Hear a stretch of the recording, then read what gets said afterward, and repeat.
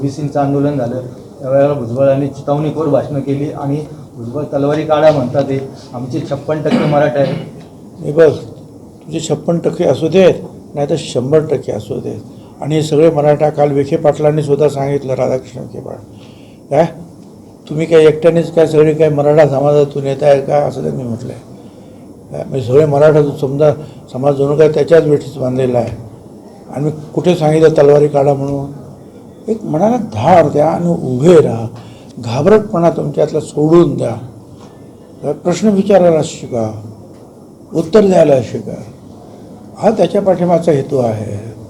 काय बाकी तुझ्याकडे जे आहेत ना जरांगीला म्हणावं हे पिस्तूलधारे बिन लायसन्सधारे हे तुझ्या आजूबाजूला सगळे काय हवेत पिस्तूल उडवणारे हे सगळे तुझ्याकडे आहेत ना.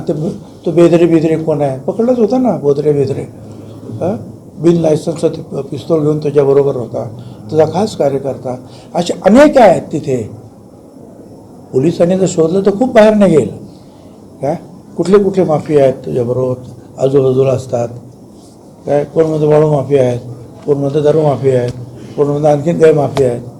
तुझ्याकडे माझ्याकडे काय आहे ही सगळी मंडळी आहे साधी मंडळी आहे. मी जे लढतो जे आहे हे माझ्या आयडियॉलॉजीप्रमाणे लढतो आहोत. भाषणातून त्यांना लढण्यासाठी प्रवृत्त करतो आहोत. याचा अर्थ काय की असं प्रत्येक तलवारी घेऊन लढायचं आहे असं थोडाच अर्थ दुसऱ्याही मार्गाने लढतो. एबीपी माझा, उघडा डोळे बघा नीट.